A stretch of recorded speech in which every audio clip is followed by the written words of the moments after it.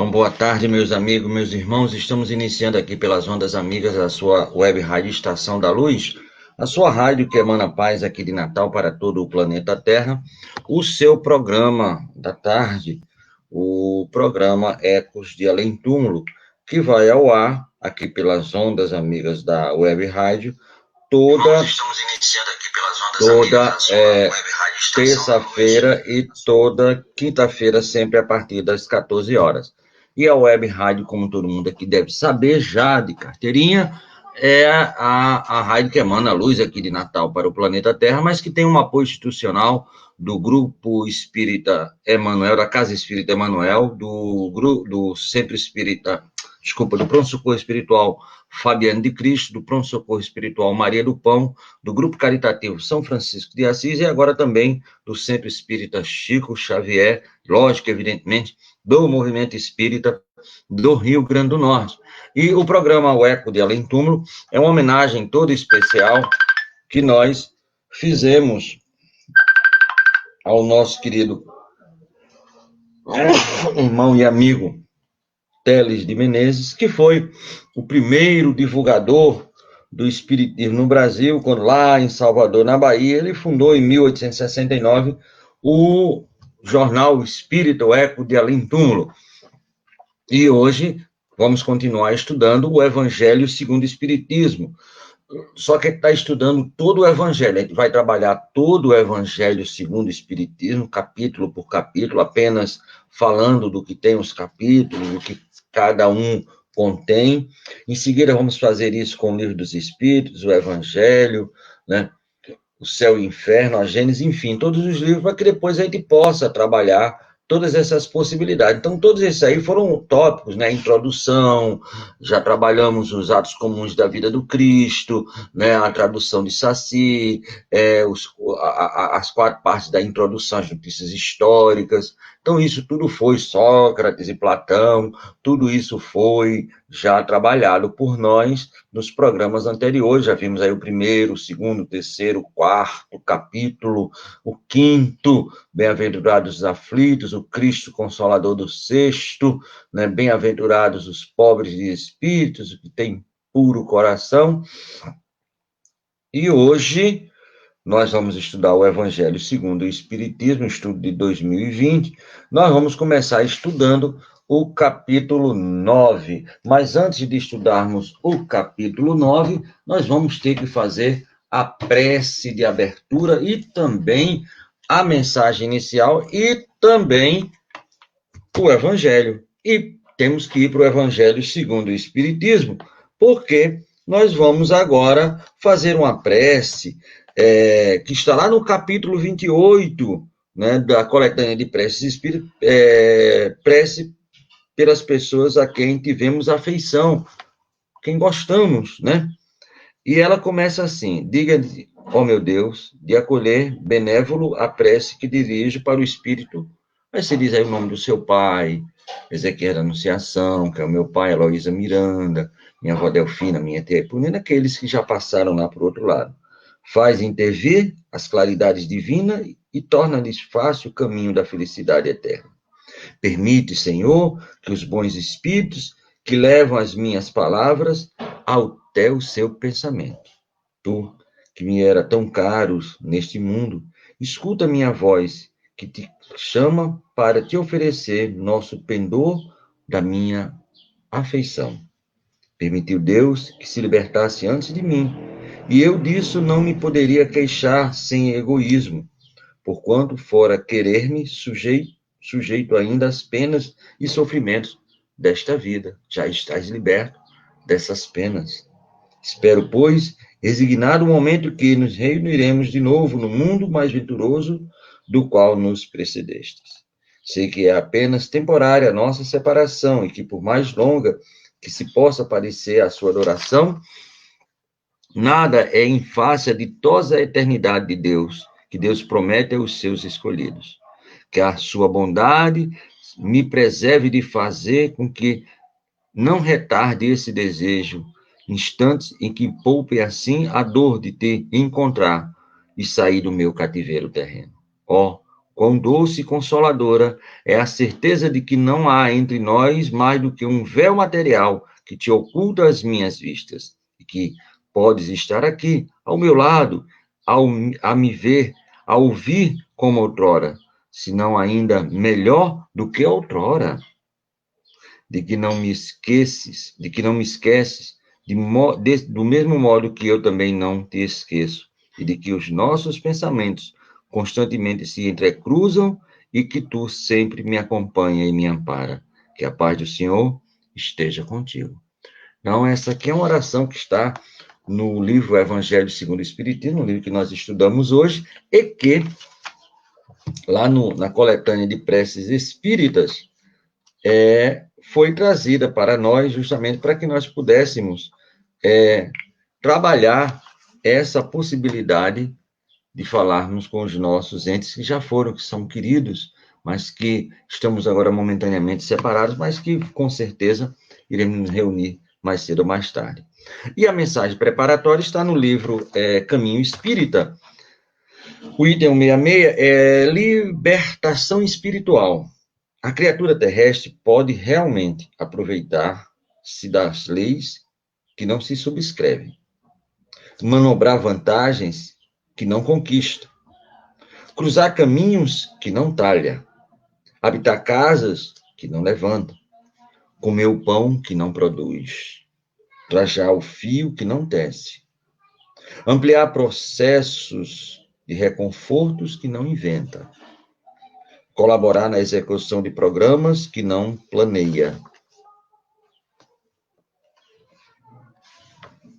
utilizar veículos que não fabrica, medicar-se com elementos que desconhece. Todas essas operações consegue a pessoa humana efetuar, ignorando muitas vezes onde o bem, onde o mal, onde a sombra, onde a luz. Devemos convencer-nos, no entanto, de que, para libertar-se efetivamente diante da vida, a criatura terrestre há de raciocinar com a própria cabeça. Ninguém pode viver a toda hora com discernimento emprestado. É por isso que somos chamados na doutrina espírita a estudar, instruir-nos, pela mesma razão advertiu Jesus, que de que apenas o conhecimento da verdade nos fará livres. Se aspirarmos assim à conquista da emancipação espiritual para a imortalidade, é forçoso que cada um de nós desenvolva com esforço próprio as sementes da verdade que traz consigo. Nosso queridíssimo Albino Teixeira. E aí a gente vai finalizar com o Evangelho segundo o Espiritismo, lá no capítulo 25, né? Buscai e achareis. E ele traz aí uma passagem muito interessante. Ajuda-te a ti mesmo, que o céu com certeza irá ajudar, não irá faltar com a parte que cabe ao Pai amantíssimo. Nós é que temos que fazer a nossa possibilidade evolutiva. E aí Jesus diz assim: pedi e vos dará, buscai e achareis, bateis a porta e se vos abrirá, porquanto quem pede recebe, e quem procura acha, e aquele que bate a porta, ela se abrirá. Qual homem dentre vós que dá uma pedra a um filho que pede um pão?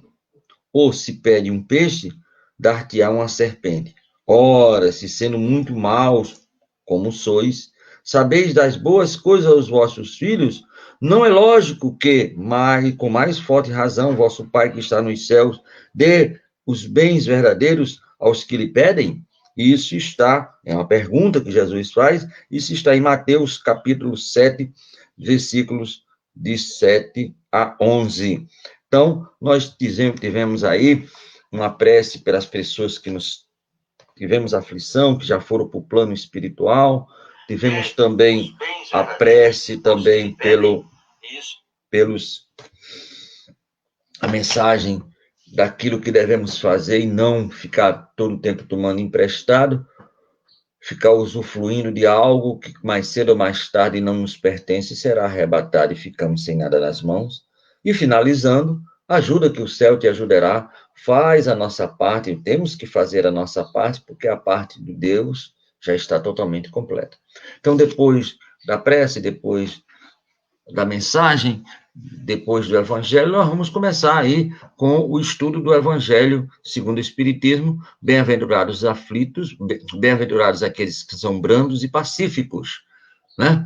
E o mais interessante, deixa eu só pegar aqui, então vamos aqui para o capítulo 9, que esse capítulo 9, nós abrimos a página, ele traz, assim, algo diferente, me permita ler. Ele traz como injúrias e violências o primeiro item. E ele traz lá de Mateus 5,5, do Evangelho de Jesus. Bem-aventurados os que são brandos, porque possuirão a terra. Então, nesse Evangelho, ou nessa citação de Jesus, 5,5 Mateus, que deu a possibilidade de todos esses itens, são 10 itens, né? No caso, a paciência, a obediência e resignação, a cólera. Então, você bota num capítulo só a paciência, que é aquilo que você deve conquistar no amor e entender os outros como os outros são, através da paciência. Tem uma história muito bonita para contar da paciência, mas também fala da cólera, aquilo que nos faz, sabe, ser extremamente anti-humanos, desumanos, não animalescos, porque os animais não são, sob hipótese nenhuma, coléricos ou violentos. Muito pelo contrário. Eles só atacam quando eles se sentem atacados no seu habitat, ou então quando estão com fome. Mas, papai, como diz Jesus, alimenta os pássaros dos céus e todos os animais do planeta Terra. Mas ele diz assim, bem-aventurados, é a única bem-aventurança, é o único ponto do Evangelho de Jesus em que ele não promete o reino dos céus. Quando ele começa a fazer a comparação do que seria o reino dos céus, ele começa com a festa. O reino do céu é comparado a uma festa, aí ele conta a parábola do festim. Muito bem. Mas sempre o reino dos céus. Mas nessa bem-aventurança, em que ele fala que os brandos, os pacíficos, né, possuirão a terra, ou herdarão a terra. Então, não é que ele vá numa contramão, mas ele diz assim, olhem, antes do reino dos céus, tem que possuir a terra. Antes de chegar ao reino dos céus e se fazer posse desse reino espiritual, terás que fazer o reino espiritual no planeta Terra, para que aí você possa realmente ser um herdeiro da terra. E sendo um herdeiro da terra, consequentemente, no bom sentido da palavra herdeiro, serás também um herdeiro do reino dos céus. Então, Jesus nos chama à observância justamente disso. Vamos procurar o reino? Vamos lá, vamos embora, vamos seguir os bons exemplos, né? Nós temos aí a Teresa, nós temos o Gandhi, o João, o Lama, né? E outros, vamos seguir. Mas enquanto vamos tratar e tratar bem da terra, fazer com que ela possa evoluir, com que ela possa crescer, a nossa mãe maravilhosa terra. Então, isso é muito importante, isso merece uma reflexão bem maior do que a gente possa fazer agora. Ele promete, no futuro breve, voltar a essa temática. Por que Jesus falou que os brandos, os pacíficos, herdarão ou possuirão a terra? Então, tem aí o item a paciência, a obediência e resignação e a cólera, né? Eu queria falar sobre a paciência. Há uns 8 anos atrás ou mais, eu tenho uma amiga que começou o estudo lá no Fabiano.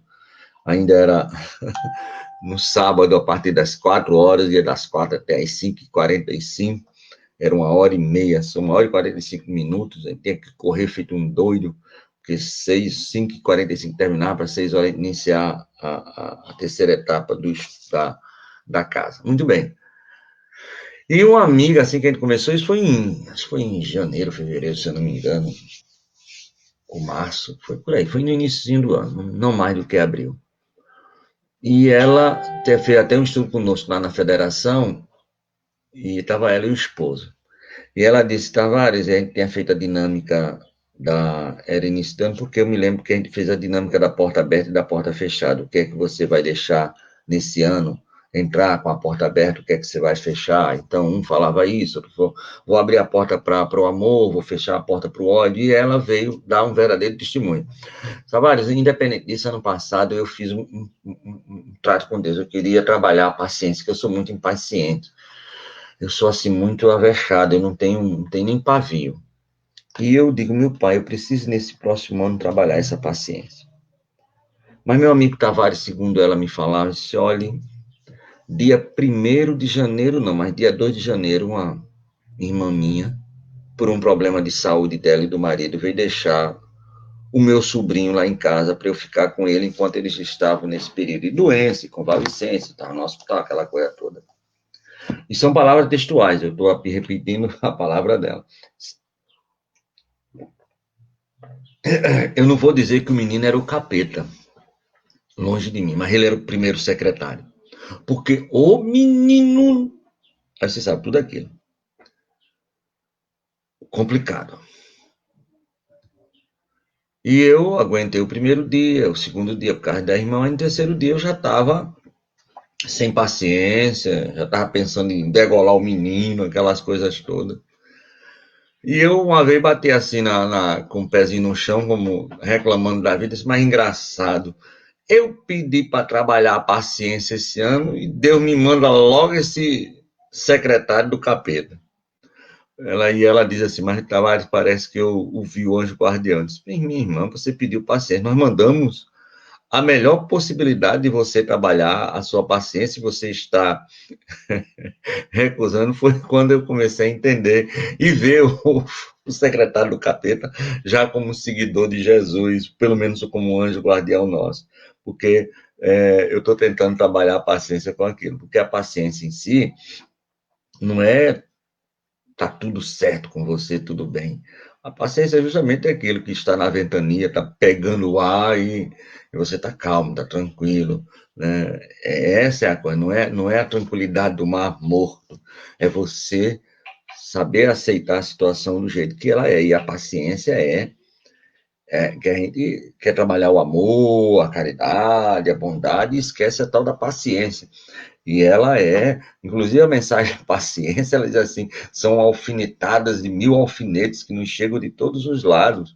E muitas vezes a gente vai muito bem no amor, na caridade, na benevolência, mas por um momentinho só dessas alfinetadas da paciência, a gente perde todo o edifício que nós construímos.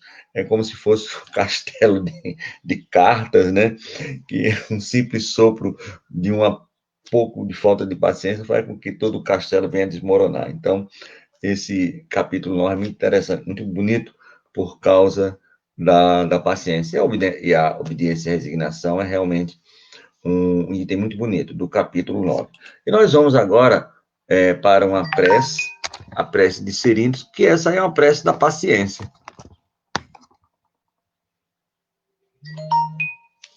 Senhor de infinita bondade, no santuário da oração, marco renovador do meu caminho, não te peço por mim, espírito endividado, para quem reservaste os tribunais de tua excelsa justiça. A tua compaixão é como se for o orvalho da esperança em minha noite moral. E isso basta ao revel pecador que tenho sido. Não te peço, Senhor, pelos que choram. Clamo por teu amor a benefício dos que fazem as lágrimas. Não te venho pedir pelos que padecem. Suplico-te a bênção para todos aqueles que provocam o sofrimento. Não te lembro os fracos da terra. Recordo-te quantos se julgam poderosos e vencedores. Não intercedo pelos que soluçam de fome. Rogo-te amor para os que furtam o pão. Senhor Todo-Poderoso, não te trago os que sangram de angústia. Relaciono diante de ti os que golpeiam e ferem. Não te peço pelos que sofrem injustiças. Rogo-te pelos empreiteiros do crime. Não te apresento os desprotegidos da sorte. Sugiro o teu amparo aos que estendem a aflição e a miséria. Não te imploro mercê para as almas traídas. Exorto-te o socorro para os que tecem os fios envenenados da ingratidão. Pai compassivo, estende as mãos sobre os que vagueiam nas trevas. Anula o pensamento insensato. Cerra os lábios que induzem à tentação. Paralisa os braços que apedrejam. Detém os passos daqueles que distribuem a morte. Ajuda-nos a todos nós, os filhos do erro. Porque somente assim, ó Deus piedoso e justo, poderemos edificar o paraíso do bem com todos aqueles que já te compreendem e obedecem, extinguindo o inferno daqueles que, como nós, se atiraram desprevenidos aos insanos torvelinhos do mal.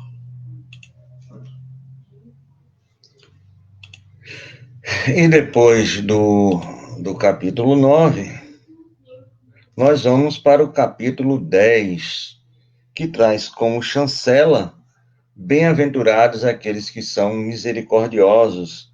Ele tem 21 itens e é muito interessante.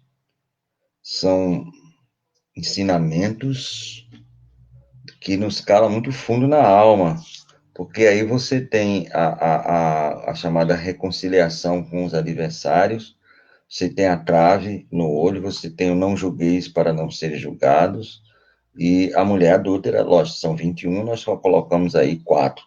Então, é um capítulo que nós gostamos muito. Gostamos de todos, agora gostamos bastante desse capítulo 10, bem-aventurados os que são misericordiosos. Reconciliar com os adversários. Como é que eu posso amar quem não me ama, ou orar por quem me maltratou, ou velar por quem me matou? E aí a gente vai ver que a reencarnação, através dos processos de evolução do planeta Terra, aquilo que Jesus contava em forma de parábola é real, é concreto. Podemos e devemos nos reconciliar com os adversários, com os inimigos, que, como diz aqui no Nordeste, no frigir dos ovos, eram amigos nossos. Porque se eu tenho hoje um adversário, se eu tenho hoje um inimigo, seja ele de que espécie for, devemos convir que em algum ponto do passado nós éramos muito amigos, camaradas, irmãos, e por culpa de ambos ou de um, nos distanciamos. E temos que voltar, né? Como diz nosso irmão Tatar, voltar para a estrada, que está lá na questão 614 do Livro dos Espíritos, a lei divina e natural. A lei nós só sofremos quando nos afastamos da lei divina e natural. E onde é que está a lei divina e natural? Está na nossa consciência, no ser humano, onde Deus fez a todos nós divinos, naturais e divinos. Então nós nos afastamos. Por que nos afastamos? Temos que nos reconciliar, voltar. A trave já é um ponto bastante comentado, né? O não julgueis, que a gente mais faz é julgar, mesmo que seja amorosamente, mesmo que seja fraternalmente, e criamos algo bem interessante, que é a chamada crítica construtiva, né? Existe realmente a possibilidade de você alertar alguém construtivamente.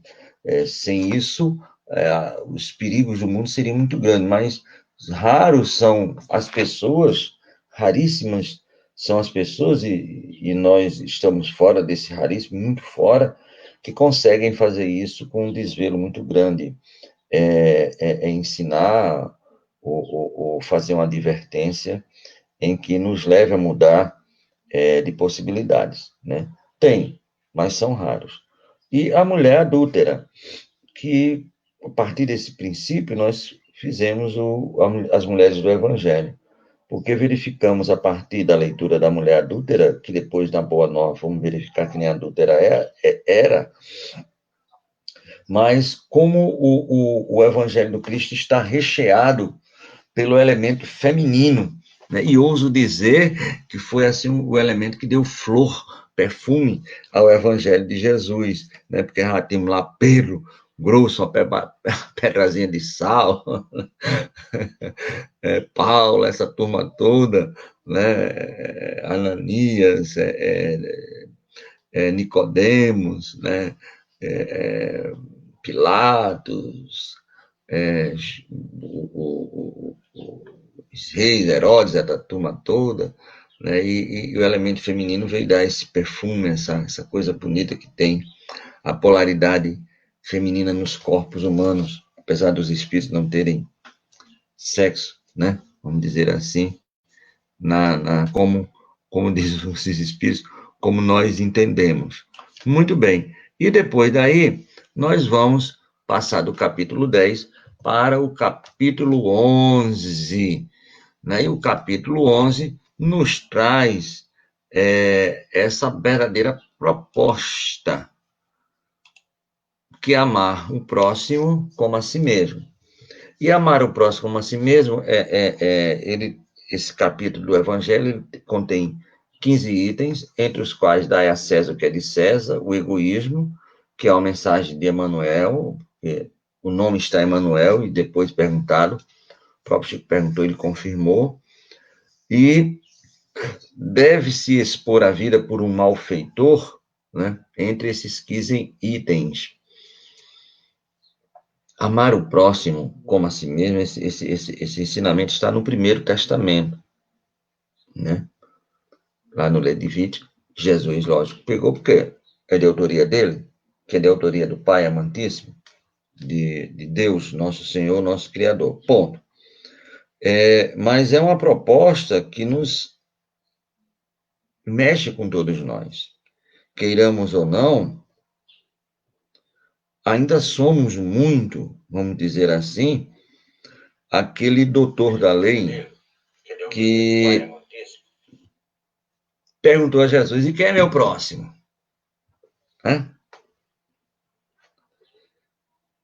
E Jesus contou uma parábola lá do bom samaritano, e disse, quem usou de misericórdia, vai e faz o mesmo.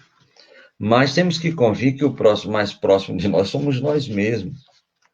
Então, como é que a gente vai amar alguém se a gente não ama nós mesmos? Como é que eu vou distribuir amor se eu não tenho amor? Então, é uma proposta que tem que começar pelo amar. Não é o amar egoísmo da farinha pouca, meu pirão primeiro, não é sobre essa possibilidade. Mas é se colocar no lugar do outro, e aí vem a regra áurea do Cristo. Mas nós precisamos trabalhar esse amor. Eu não posso distribuir o que eu não tenho. Por mais vontade que eu queira, eu não posso. Nós não temos paciência, então não posso distribuir paciência. Por mais esforço que nós venhamos a fazer, é uma dificuldade inerente nossa. Então temos que, assim como tinha no capítulo anterior, a trava no olho, e você pode ver que os ensinamentos é uma sequência lógica e natural, nós não podemos, né? Lógico que é válido o esforço de se vencer a si mesmo, está lá na questão 919, isso é lógico que só assim a gente pode ir para frente, a própria mensagem de hoje também alencou isso, mas nós teremos uma dificuldade muito grande. Mas se nós já tivermos em nós esse amor, essa paciência, fica mais fácil de se distribuir. É como aquela brincadeira do cara que queria uma Ferrari vermelha para andar, né, emprestada para andar até meia-noite e devolver, tipo mais ou menos a Cinderela, né? Então, como é que você poderia emprestar uma Ferrari vermelha 2021 se você não tem essa Ferrari vermelha para emprestar a alguém? Então, fica muito difícil. Então, primeiro precisamos, de fato e de direito, termos em nós essa possibilidade.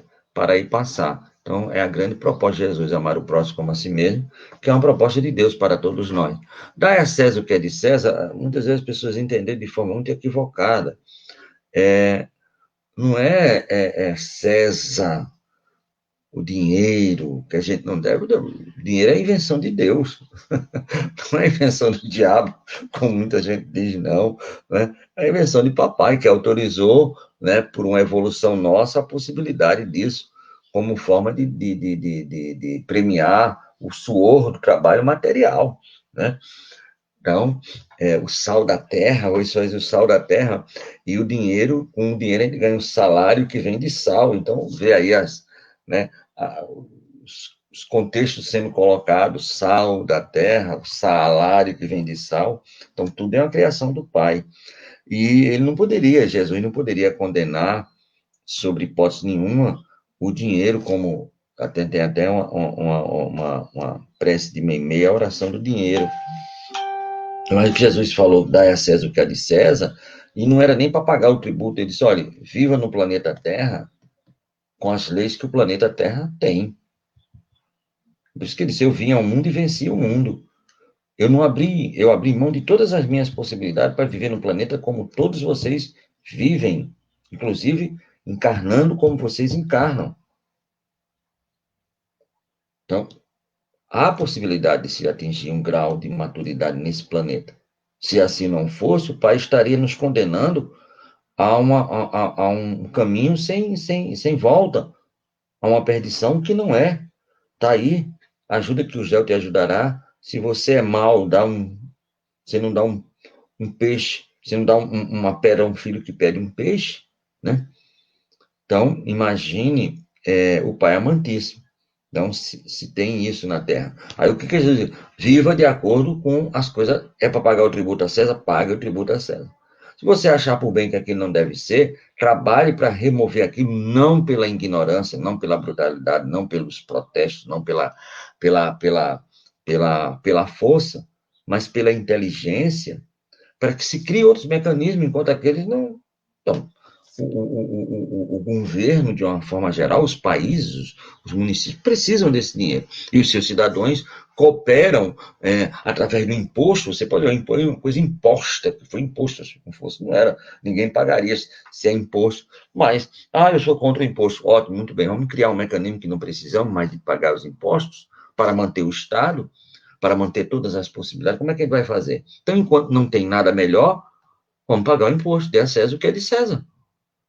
Quando se arranjar algo melhor do que isso, vamos colocar em prática. Mas isso é um ganho de todo o planeta, não é de um homem, não é uma nação, não é de uma pessoa.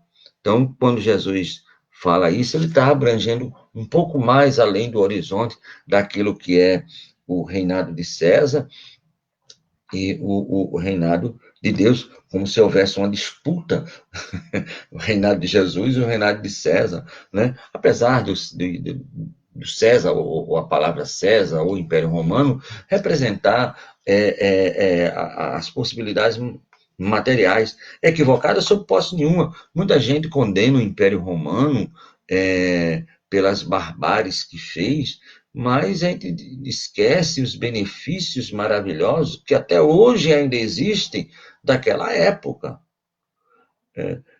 Se deu errado, vamos dizer assim, e chegou coisas boas, imagina se tivesse dado um pouco mais certo.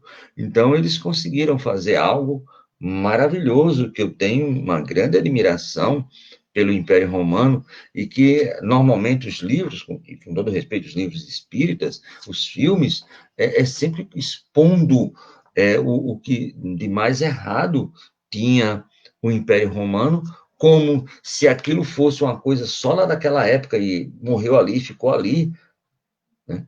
E os erros de lá ainda estão aqui, né? Então, lógico, temos erros, temos, mas e as coisas boas? Tem a música do Roberto Carlos, que é seres humanos, né? Não somos perfeitos ainda, então, né, tudo é culpa do homem, tudo que não presta é culpa do homem. A pandemia está aí por culpa do homem. Mas a vacina que vai se criar, as melhorias que fizeram nesse planeta, também é culpa do homem. Então, não vamos olhar somente por um lado pejorativo, por um lado em que somente se vê o equívoco, né? Então, tem também o lado muito bom, muito interessante. Certo, meus irmãos? Vamos seguir. Nós temos aqui algumas perguntas que foram formuladas, e a gente quer passar aqui, antes de ir para o próximo item. O Júnior, o Júnior cadeira cativa aqui da gente. Muitas coisas que estão escritas no Evangelho realmente aconteceu? Peraí, vamos lá. Muitas coisas que estão escritas no Evangelho realmente aconteceu, como no caso dos mercadores do tempo. Sim, mercadores do tempo. Meu amigo Júnior, a essência aconteceu, né? E a gente poderia ver lá no Sermão do Monte, os 110 ensinamentos, é a essência. Não que os outros não sejam. Lógico que, evidentemente, que Jesus, assim como outras grandes, lógico que nenhum, nem próximo, nem parecido com Jesus, deixou nada escrito. Foram escritos pelos seus biógrafos, são os apóstolos, dos quais muitos escreveram. E se criou o que seria apócrifo e o que seria do cânon, né? E aí já houve uma certa divisão. E para os que hoje são do cânon dos 4 evangelistas, ou dos 4 biógrafos, 2 conheceram Jesus, um só depois, que é Mateus, o outro desde o início, que é João, que foi chamado desde o princípio, vem que eu vou fazer você e Pedro pescador de homens, Lucas, que não conheceu Jesus, e Marcos também. Mas tudo bem. E cada um tem as suas possibilidades. Desculpa.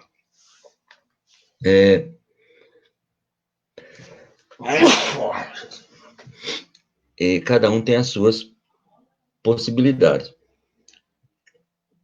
Então, tem muitas coisas que foram ditas, que é aquele negócio, é uma tradição basicamente oral. Alguém contou, né? O João não, tudo bem, que ele já no final do primeiro século, ele escreveu coisas dele, da cabeça que ele viu. O Mateus também.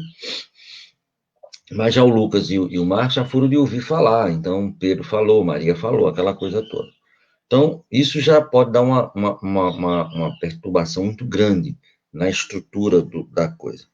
E fora isso, lógico, as traduções, né? Então, a palavra saudade só existe no idioma português. Como é que você vai traduzir saudade para outro idioma? Então, primeiro isso.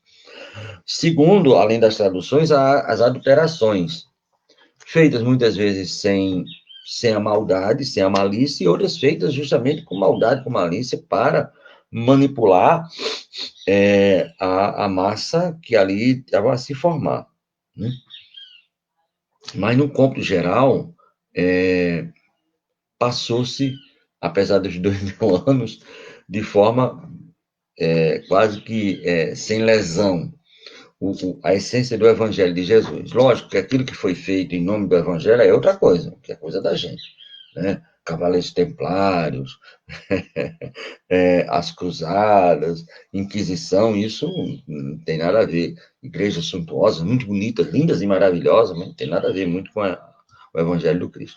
E um desses pontos é justamente a expulsão dos mercadores que vendiam objetos no templo e também de Jesus pegar um cinturão, uma cinta e sair batendo em alguém.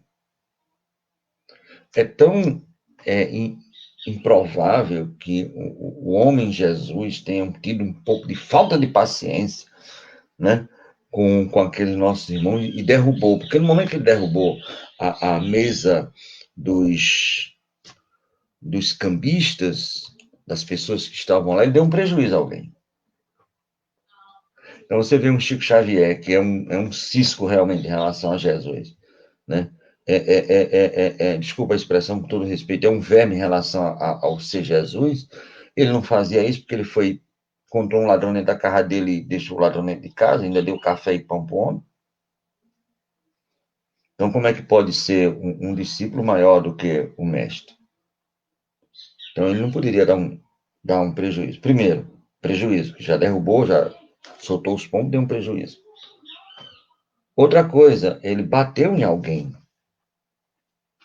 Mas alguém pode dizer assim, mas olha, ele diz lá, raça de víboras, eu tenho que esse mundo pegue fogo. Quem tem que entender? Primeiro, se realmente ele falou raça de víbora.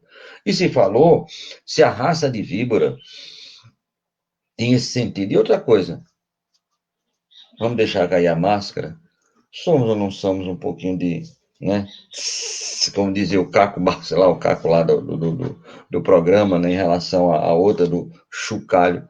Não somos verdadeiras cobras, não, víboras, né? Uma tentando ferroar a outra na realidade. Então, desse panorama, ele não estava fazendo nenhuma alusão à mentira. Mas eu acho muito pouco provável que Jesus tenha pego um chicote para defender a casa do pai, que era o templo de madeira. Ele diz para as samaritanas, dias virá que nem aqui, nem em Jerusalém, irás adorar a Deus.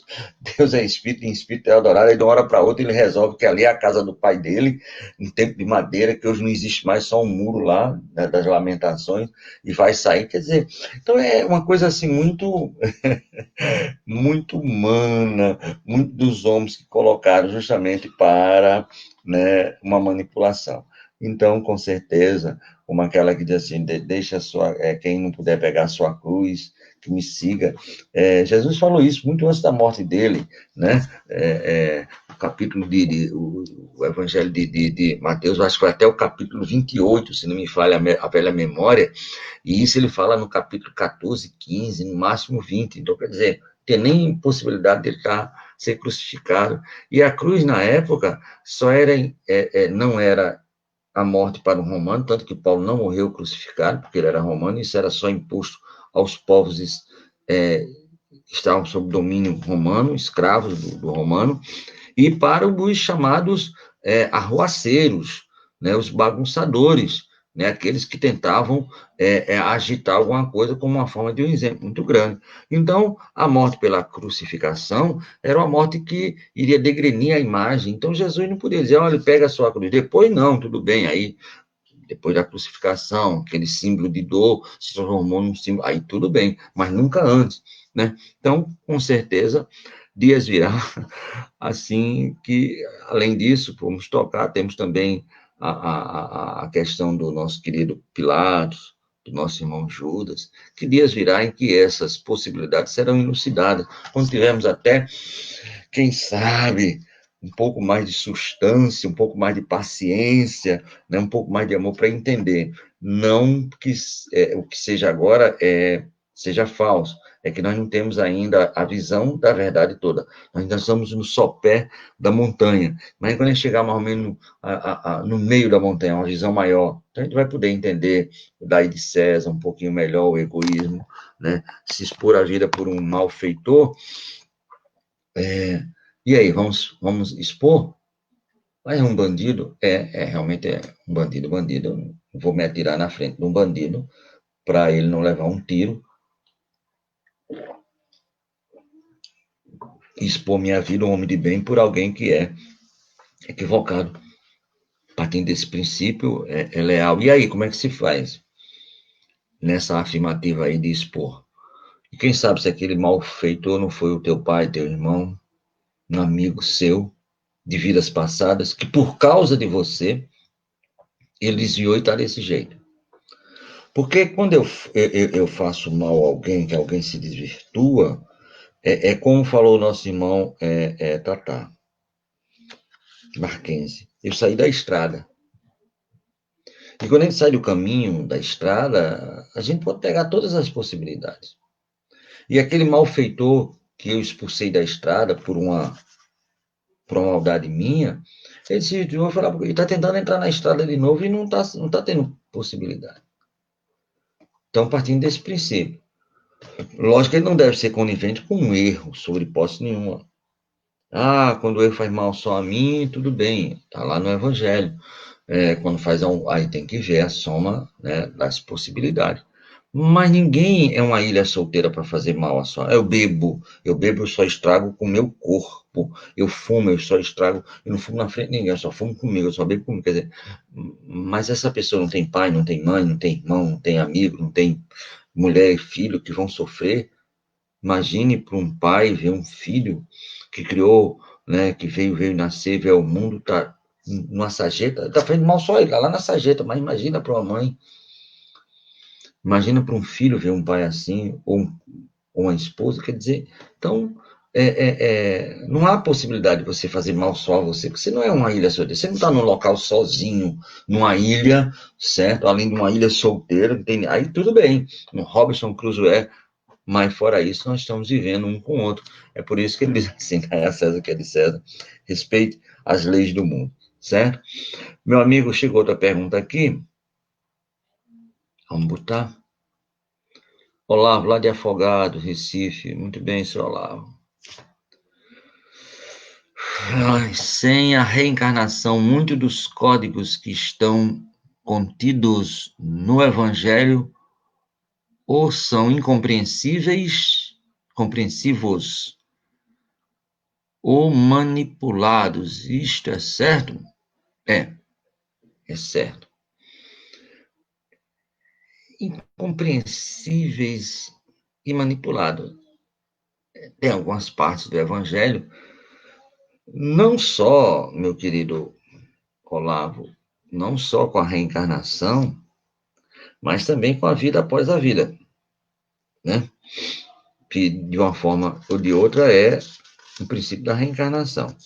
O próprio Allan Kardec, quando falaram da reencarnação, ele ficou meio, né, com a orelha em cima e outra embaixo. Depois ele reconheceu através do estudo que era o que explica o que é inexplicável.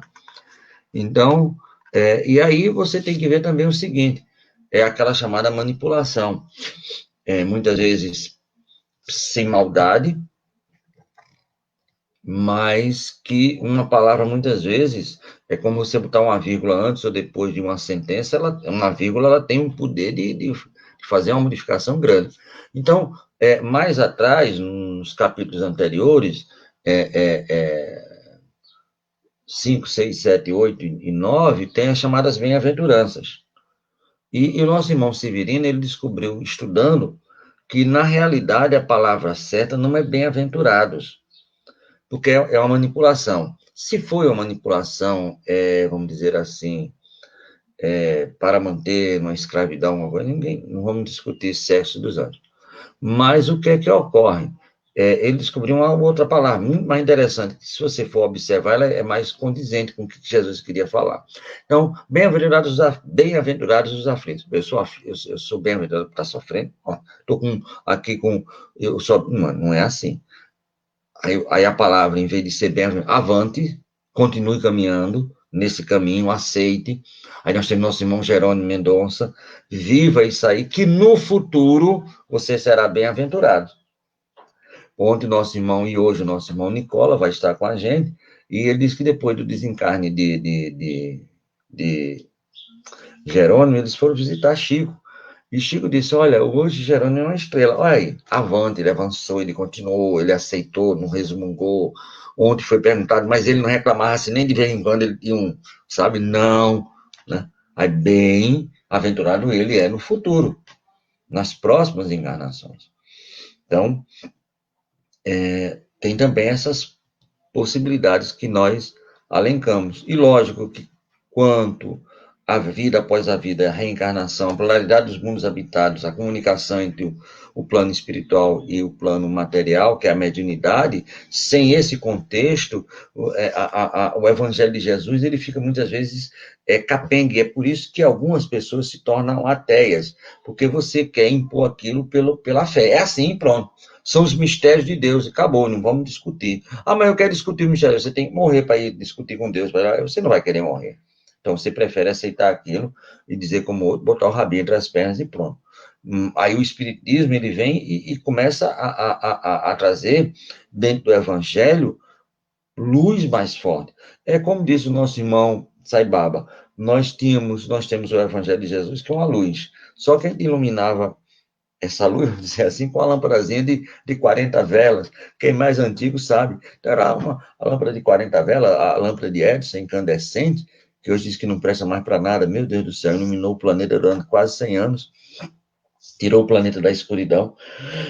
Mas tudo bem. E era uma lâmpadazinha de 40 velas. Era uma lâmpadazinha muito tosca, iluminava, mas aí você ganhava um dinheirinho e queria gastar dinheiro a mais, você comprava uma lâmpada de 100 velas. Quando você botava, menino, se a parede estava tão mal pintada, eu nunca vi. Porque é a nossa luz da verdade que vai aumentando e a gente vai tendo uma visão maior das coisas. Então, o Espiritismo, ele trouxe essa lâmpada de 100 velas em cima do Evangelho do Cristo, com apenas, vamos dizer, 4 tópicos, né? A vida após a vida, a reencarnação, a mediunidade e a pluralidade dos mundos habitados. Sem falar, lógico, evidentemente, de Deus e Jesus. Então, é uma luz. Imagina quando chegar a lâmpada de LED de 200 velas, de 300 velas, imagina como é que não vai ser a compreensão. Então, é lógico, a reencarnação, sem a reencarnação, eu gostei muito desses códigos, porque são verdadeiros códigos que a gente tem que se. Gostei muito dessa palavra, meu amigo. São códigos que a gente tem que decifrar, né? E com a lâmpada com um pouquinho mais de clareza, de mais claridade em cima de nós, através da verdade, a gente vai poder ver esses códigos, mas é difícil você fazer isso no escuro, né? Então tem, e é um passo a mais que se dá. Não é que as outras estejam equivocadas ou estejam fora do contexto, não. É porque é a hora e é o momento do planeta Terra. Foi o grande perdão de Jesus para tudo aquilo que nós fizemos com o Evangelho, mas estava na hora. Precisávamos disso aí para não termos também até a desculpa de dizer, olha, nós não sabíamos porque não tem uma lâmpada de 100 velas, não, agora tem, né? Então, as desculpas não são mais desculpáveis, se a gente possa dizer assim. Então, vamos aí para o capítulo 12. Amai os vossos inimigos. Eu achei essa foto tão bonitinha, o gato e o rato. Que não tem nada a ver de inimigo, nem nada. O... São só coisas da gente. Lógico que aí tem as questões das possibilidades da alimentação e a cadeia alimentar, mas coisa da natureza. Tem 16 itens, né, entre os quais os inimigos desencarnados, a face direita e o duelo. Eu não sei se foi Cosme que falou da questão do duelo, não, acho que foi Geraldo Capelli.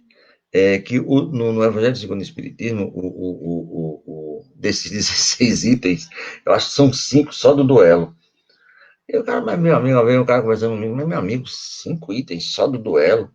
E aí você vai ver lá que tem São Vicente de Paula, tem Santo Agostinho, espiritual da hierarquia falando sobre a questão do duelo. E não é o duelo daquele dos Velho Oeste, nós acostumados com os faroeste, que o cara ficava lá com a arma e saía, John Wayne, aquela. Não é esse.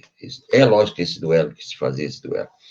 Mas hoje é muito mais o duelo, e ele é muito mais perigoso do que aqueles duelos que eram feitos entre dois homens, e normalmente um ou outro morria, né? Um é um assassino e o outro um suicida, porque quem sabia que iria vencer é um assassino, e quem sabia que ia morrer é um suicida, né? Pela questão do ponto de honra. Os duelos nas suas formas antigas. E tem agora os duelos de ideia, né? Que estão aí sendo colocados. Então, a minha igreja é a melhor, o meu Senhor é o maior, é o mesmo Jesus. O Evangelho de Jesus tem na Europa, tem um país da Europa em que o Evangelho de Jesus é dos dois, só que um é católico, o outro é protestante, e um não passa na rua que passa o outro. Tudo que não presta nesse planeta é do pessoal da direita, tudo que não presta nesse planeta é do pessoal da esquerda. Quer dizer, então esses são duelos terríveis, e pior do que aqueles duelos em que era um homem só, são duelos de ideias e duelos de povos que formicam a guerra. Então, eles estavam com muita razão quando eles botaram 5 espíritos para trabalhar e sair, porque chamando a nossa atenção que a gente não percebeu ainda. A face direita e os inimigos desencarnados.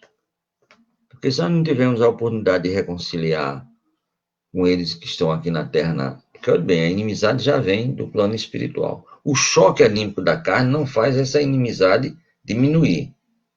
Vê só como é que é forte o ódio quando a gente quer que ele seja forte. Quando a gente quer, não é que ele seja forte. E com a volta para o plano espiritual, que é também outro choque, né? Nós não perdemos esse foco, porque o ódio é um foco só, você, aquela ideia fixa. Você não perdeu. Então, olha só, as encrencas que nós arranjamos, né? Então, nesse capítulo, amar os inimigos, não, eles que é tentar, no máximo possível, não fazer com que isso vá para o plano espiritual, ou volte de novo para o plano espiritual, que seja filtrado aqui na Terra, no bom sentido. Então, é isso que ele nos traz. Nós já estamos aí há 5 minutos. Chegou agora uma pergunta, ele vai parar aqui na sua mão esquerda, porque são 20 itens, e chegou uma pergunta, e chegando a pergunta, ele privilegia a pergunta. Essa aqui é Vivido Centro. Por que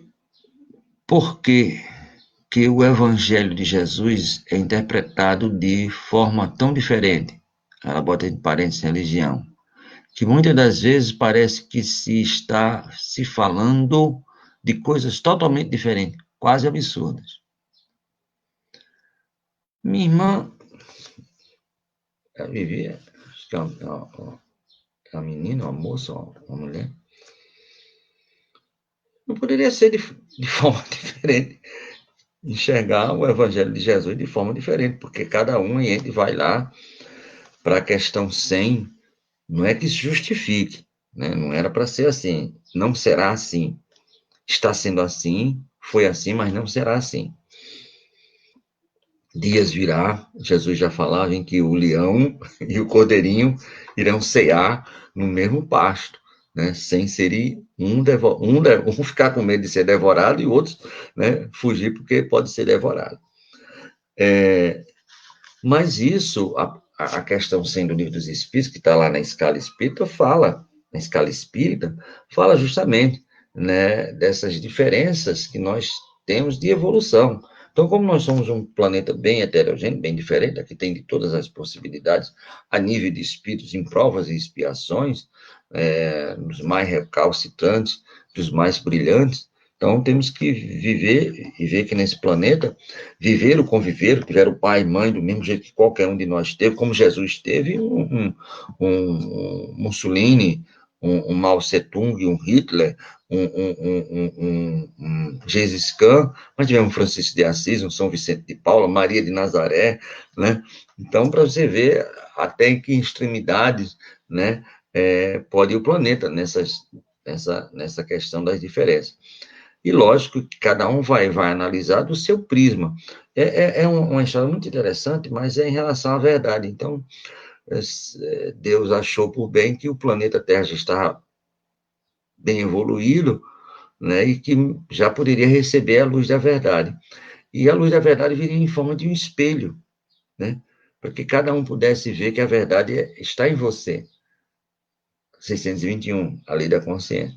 E encarregou um anjo, né, de trazer a verdade para o planeta Terra. Só que esse anjo, muito ocupado, chamou um anjo novo, um anjo que estava ali há pouco tempo, não tinha muita experiência, mas vamos trabalhar esse anjo para que ele possa adquirir. E entregou, leva a verdade em forma de luz, em forma de espelho, para o planeta Terra. E ele saiu, lógico que isso é uma história com I, né? E saiu do céu para trazer o espelho da verdade para o planeta Terra. E naquela vontade de fazer com que aquela missão fosse cumprida e que ele pudesse, né, depois receber os louros, vamos dizer assim, daquela missão, evoluir, ele veio correndo muito rápido e tropeçou numa das nuvens, né, que tem entre o céu e a terra, e nesse tropeção o espelho saltou da sua mão e, lógico, se precipitou, né, terra abaixo, ele saiu correndo, mas a lei da gravidade é muito forte, ele não conseguiu chegar a tempo de pegar o espelho dele se espatifar no chão. E espatifando-se no chão, a população do planeta, cada um pegou o seu pedaço. Do espelho olhou, e qual era o real motivo do espelho? É que cada um pudesse ver a verdade em si. E cada um pegou um pedacinho do espelho, isso aqui é a verdade, isso aqui é o que está certo e pronto. Então, é lógico, evidentemente, é que tem coisas que ainda estão longe do próprio livro dos Espíritos, nos falta um sentido. A gente tem compreensão de Deus? Não, nos falta, a gente sente Deus. Pronto. E mais do que isso, nós não temos condições. Então, se ele for perguntar aqui, defina Deus, defina amor, cada um vai definir dentro das suas possibilidades. As mais bonitas, tem até apareceu. Amar aí é um negocinho que durante os anos acho que 80, 90 era um fenômeno. Amar cada um botava, a própria autora botava, amar é isso, isso, isso. É tudo isso. Mas não temos a definição de amor. É aquilo que nós falamos lá, o que nós não temos ainda. Então é por isso que, muitas vezes, eu concordo que parece coisas assim. Deixa eu voltar aqui para ver o que é. Parece que estão falando de coisas diferentes e absurdas. Então, como as pessoas interpretam. Então, alguém achou por bem, certo? E quando eles falam alguém, pode ter sido eu ou você, Vivi, ou qualquer um que estão aí na audiência, achou por bem que a cidade santa de Jerusalém, onde estava o túmulo de Jesus, que estava naquele momento sendo dominada pelos muçulmanos, que teríamos que ir lá com fogo, com força, com espada, retirar o muçulmano, o herege dali a pontapés. E criamos as cruzadas, né? E houve muita tragédia. E alguém teve uma ideia fantástica, vamos fazer uma cruzada de crianças, porque crianças são pessoas, são inocentes, sem a coisa da reencarnação, e não é possível que Deus eles vão matar as crianças inocentes. E morreu criança no meio do caminho, quer dizer, então, tem um juízo de Deus na Idade Média, né, que quando chegava num juiz, que ele não conseguia, então qual era o juízo de Deus? Era jogar o cara os dois dentro de uma tina de óleo quente. Quem tivesse com a verdade, Deus, pela sua justiça, não deixaria o cabo se queimar. Bem, quando o cabo sair de lá sem estar queimado, pronto, isso aqui está certo e está errado. Isso durante muitos anos foi visto como verdade. Então, cada um pega a sua verdade. O que é realmente muito trágico é que a gente quer essa verdade de guerrilha. E se a gente for ver as guerras, aí onde está o grande erro, e aí eu concordo que com essa parte final, às vezes quase absurdas, porque a maioria das guerras são guerras ditas santas, porque o meu Deus é melhor do que o seu, porque a minha visão é isso, e aí guerreamos até entre os próprios cristãos, né? Então, o protestante não vê com bons olhos a hóstia consagrada dos católicos, e os católicos não vê com bons olhos o sangue, o poder do sangue de Jesus, os espíritas, né, também, precisa debulhar o texto. Quer dizer, então é compreender que cada um tem que estar no seu momento certo, tem a sua visão. O que não se pode, e isso está cada vez mais diminuindo, é um processo, por isso nós estamos entrando nesse processo, saindo desse processo de prova. Eu acho que é melhor a gente colocar saindo do processo de provas e expiações do que verdadeiramente entrando na regeneração. Então, eu acho que entrar na regeneração ainda é muito egoísmo e muito orgulho de nossa parte. Nós estamos saindo, ou tentando sair, a melhor opção é tentando sair ainda dos processos de provas e expiações, certo? Então, ainda estamos nessa maturação. Mas eu creio que isso está começando a diminuir e vai ficar só mesmo aquela questão das ideias, que eu acho que é assim, assim, mas usamos muito mal esse conhecimento. Essa luz foi verdadeiramente até a presente data, deixando todas as máscaras cair, não só das vidas atuais, mas das vidas passadas.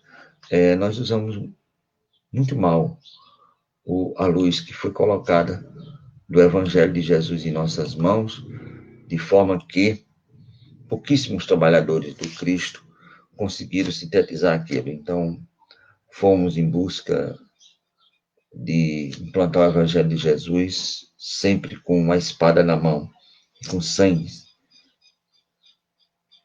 também nas mãos. Eu creio que o Espiritismo, sem nenhum proselitismo de nossa parte, até a presente data, foi a única doutrina trazida do plano espiritual para o plano material, em que, teoricamente e praticamente, não matamos ninguém que não concordava com as nossas possibilidades, né? Então, nosso irmão Lutero que fez, e sem o qual nós não estaríamos hoje aqui na rádio fazendo esse trabalho, se não fosse o labor de Lutero, mas quando foi implantado o protestantismo, houve mortes de ambas as partes, né? Então, a única é essa. Então, é a luz, né, Joel? Já implantamos alguma coisa sem precisar matar muita gente, né? Como diz o meu amigo Alino, matou só 10, mas na vida passada tinha matado 1000. Então, já é um avanço muito grande. Não concordar ali, não achar colar, ficar inimigo, é um obsidiado, casquinha de ferida, se melindrou, mas não estamos ainda pegando espada para matar ninguém. Então, já é um avanço muito grande, né? Então, com esse avanço, nós estamos terminando, porque já passamos da hora, pedimos desculpa. Nós vamos fazer a prece de encerramento, e prece de encerramento tem que vir aqui para o Evangelho, o grande capítulo esquecido, que é a coletânea de preces espíritas, né? Olha aqui, eu abri aqui os mercadores expulsos do templo, né? Prece por um perigo iminente. É o item 35. E ele diz assim: Deus Todo-Poderoso, e tu, meu anjo guardião, socorrei-me. Se tenho que sucumbir, que a vontade de Deus se cumpra. Se devo ser salvo, que o restante da minha vida repare o mal que eu haja feito e do qual me arrependo. Então, por um perigo iminente, por algo aquilo que pode ocorrer, se o cabo sair, ele agradece a Deus trabalhando mais para o campo do bem. Então, assim, com essa prece, nós encerramos e nós queremos ver se a gente coloca aqui, terminamos por esquecer, vamos colocar aqui hoje à noite, nós teremos o nosso irmão Jerônimo Mendonça falando, nosso irmão Nicola falando sobre Jerônimo Mendonça. Foi ontem e hoje ele vai falar sobre o livro, né, Novos Casos de Jerônimo Mendonça. À quarta-feira, amanhã, nós teremos o Edson Barbosa e o Fábio Dionísio, lá de São Paulo, falando sobre a medicina da alma. Na quinta-feira, os 30 anos do Grupo Espírita Renascer, lá de Pau dos Ferros, Farol do Alto Oeste, Alcídia, Soraya e Francisco estarão aqui conosco. Na sexta-feira, o nosso irmão Luiz Rivas vai falar sobre todas essas revistinhas, a Turma da Mônica, o que é que está fazendo aí, o Scooby-Doo, a Turma do Manda-Chuva, Fred Flintstones, os Jetson, por que estão nessas revistas? Então, tudo isso aí o nosso irmão Luiz, junto com o grupo de Teatro Espírita Persona, estará aqui conosco na rádio.